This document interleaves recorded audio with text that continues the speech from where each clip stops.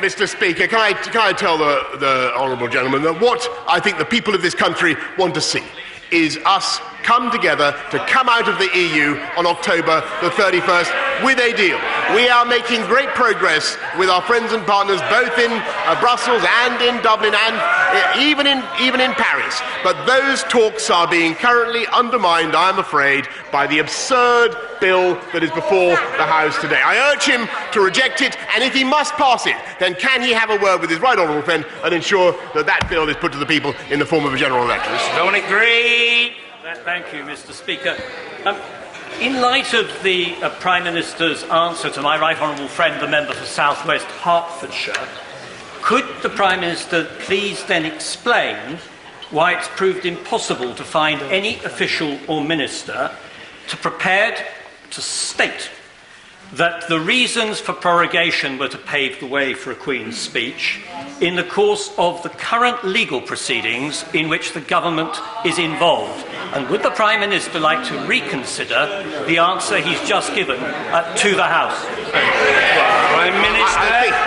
I hesitate to advise my right honourable and learned friend about legal proceedings, but I think if he looks at what happened in Scotland this morning, he will discover that case was thrown out.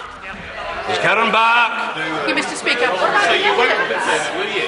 As a result of budget cuts to the Home Office and largely enacted while he was Mayor of London, police numbers plummeted. 1,000 fewer officers in the West London Command Unit alone, 1/3 police officers down in my borough of Westminster. He is now promising us to get us back to where we were in 2010 with an additional 20,000.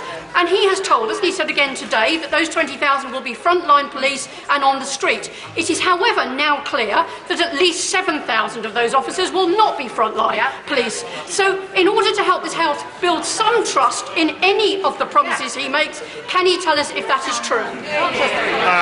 Mr. Speaker, I think it's absolutely bizarre that a Labour Member of Parliament for London should ignore the role of the present Mayor of London, who is frankly not a patch on the old guy, and I left him £600 million, by the way. I left him £600 million, and he squandered it on press officers. Sadiq Khan has squandered it on press officers, and the faster we get rid of Sadiq Khan and get more police officers out on the street, the better, and that's, in my view, the best possible argument for Sean Bailey as Mayor of London. Order. In the remaining minutes of this session, I appeal to colleagues to take account of the fact that we're visited by a distinguished group of Lebanese parliamentarians.